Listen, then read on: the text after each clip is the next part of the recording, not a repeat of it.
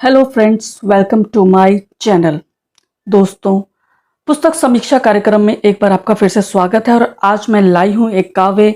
इसका नाम है हम देवदार तो न थे। आप देख सकते हैं पुस्तक। इसकी समीक्षा करूंगी मैं। इसके रचयिता हैं प्रोफेसर रूपदेव गुण जी। तो दोस्तों, आज हम बात करेंगे इस काव्य के बारे में। रूपदेव गुण जी का मैं थोड़ा सा परिचय देना चाहूंगी, लेकिन उससे पहले पुस्तक के बारे में थोड़ा सा बताना चाहूंगी कि पेपर बैक में है यह और 2021 में प्रकाशित हुई है। बोधि प्रकाशन जयपुर से आई है यह। मूल्य मात्र 150 रुपए और पृष्ठ 108। परिचय देना चाहूंगी रूपदेव गुण जी के बारे में। नरवर लाहौर में जन्मे हैं। सिरसा निवासी हैं। एमए हिंदी पंजाबी की है। बीएड पीएचडी मानद। सेवानिवृत्त हिंदी प्राध्यापक। राजकीय नेशनल महाविद्यालय सिरसा से ये सेवानिवृत्त हुए। 14 काव्य, 7 लघु कविता संग्रह, 7 लघु कथा संग्रह, 7 कहानी संग्रह, 2 गजल संग्रह, 1 बाल लघु कथा संग्रह, 1 आत्मकथा, 1 लघु कथा काव्य संग्रह, 1 पंजाबी कहानी संग्रह। और इनके साहित्य पर पीएचडी हो चुकी है, एमफिल हो चुकी है। हरियाणा साहित्य अकादमी द्वारा विशेष साहित्य सेवी सम्मान और बाबू बाल मुकुंद गुप्त सम्मान इन्हें मिल चुका है। हरियाणा प्रादेशिक हिंदी साहित्य सम्मेलन सिरसा के ये प्रधान हैं। तो दोस्तों, मैं बताना चाहूंगी समर्पित किया इन्होंने साहित्यकार सर्वश्री घमंडीलाल अग्रवाल, महेंद्र जैन, धर्मपाल साहिल तथा नरेंद्र गौड़ को ये सप्रेम समर्पित करते हैं ये पुस्तक। और आत्मकथा में इन्होंने कहा है कि हम देवदार तो न थे कविता संग्रह से संबंधित मेरी कविताएं प्रकृति चित्रण से प्रारंभ होती हैं और अंत में मानव भी उसमें किसी न किसी रूप में शामिल हो जाता है। इस प्रकार ये कविताएं प्रकृति और मानव के सम्मेल की हैं। इन कविताओं में मैंने अधिकतर प्रकृति का मानवीकरण किया। मुझे ऐसा लगता है कि प्रकृति मेरे बहुत निकट है। ये रूपदेव गुण जी ने अपने आत्मकथा में लिखा है। और अब मैं बताना चाहूंगी कि मैंने क्या महसूस किया इस पुस्तक में। 70 मुक्त छंद कविताओं का यह संग्रह है। प्रकृति की छटा बिखेरने में समर्थ है। इसमें प्रकृति के उपादानों को हार्ड मास का व्यक्ति मानकर उनसे संवाद किया गया है। उनके मन के भावों को समझने का प्रयास किया गया है। उसके साथ ही सुख दुख उनके साथ बांटा गया है। रूपदेव गुण जी सौम्य व्यक्तित्व और सौम्य व्यवहार के स्वामी हैं और उनकी प्रकृति की छाप शब्दों में बांधी प्रकृति के भीतर उतर आई है, जिससे सिद्ध हो गया कि रूपदेव गुण जी प्रकृति के साथ अद्वैत हो गए, यानी एकाकार हो गए। उन्होंने नए रूपक, नई प्रतिमा, नई उपमाएं गढ़ी हैं। मानवीकरण अलंकार का शानदार प्रयोग किया है इसमें। वे पहाड़, बादल, बारिश, तारों से खूब बतियाते हैं। ऋषि मुनि से ये पहाड़ मौन रहते हैं तो मुस्कुराते भी हैं।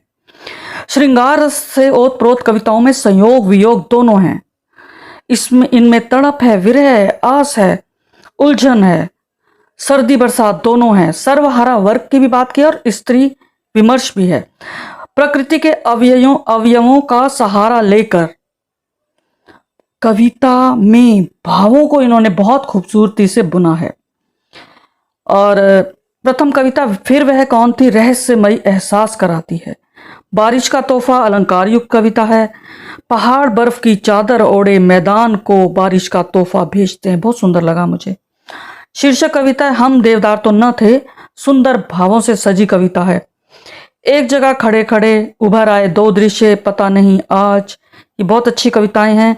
यह है सीखा मैंने तुमसे, समुद्र का नज़ारा, मेरे भीतर जो तड़पन है। ये सारी अच्छी कविताएं हैं। और अब मैं आपके समक्ष इस संग्रह की 2-3 कविताएं पढ़ना चाहूंगी। मुझे उम्मीद आपको पसंद आएंगी। प्रथम कविता फिर वह कौन थी।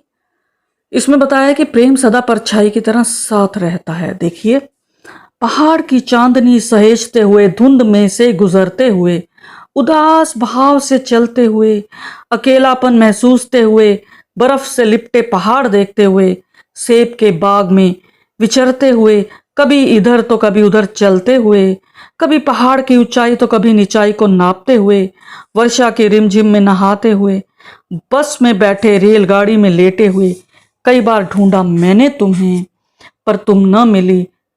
तो फिर वह कौन थी जो हर जगह मेरे साथ साथ चली, मेरे साथ साथ रही, मेरे साथ साथ रही। और एक शीर्षक कविता है हम देवदार तो न थे। ये सुनिएगा कि नीचे की पहाड़ी के देवदार के वृक्ष झांक रहे थे हमें। हम जो ठंडी सड़क पर धीरे धीरे चल रहे थे। सामने की पहाड़ी के देवदार हंस हंस कर रहे थे बातें आपस में, और हम दोनों कभी कभी सड़क के किनारे खड़े हो झांक लेते थे नीचे वादी में, और फिर धीरे से हंस लेते थे आपस में। हम देवदार तो न थे, फिर ऐसी हरकतें क्यों कर रहे थे हम? शायद शायद चलते चलते उनके प्रतिबिंब हमारे भीतर उगाए थे, हमारे भीतर उगाए थे। और मुझे कि अच्छी लगी, मेरे भीतर जो तड़पन है, कि मेरे भीतर जो तड़पन है किसको सुनाऊं, कैसे बताऊं, बिन तुम्हारे कैसा रहना, आंधी झक्कड़ आतप सहना। मेरे भीतर जो घुटन है किसको सुनाऊं, कैसे बताऊं, तुम बिन जीना कैसा जीना, बिन सुई के कपड़ा सीना। मेरे भीतर जो उलझन है किसको सुनाऊं, कैसे बताऊं। तुझसे दूरी मुझसे दूरी, जिंदगी है कितनी अधूरी। मेरे भीतर जो बिखरन है किसको सुनाऊं, कैसे बताऊं। लंबी अवधि से न मिलना, मधुमास में फूल न खिलना। मेरे भीतर जो टूटन है किसको सुनाऊं, कैसे बताऊं, किसको सुनाऊं, कैसे बताऊं।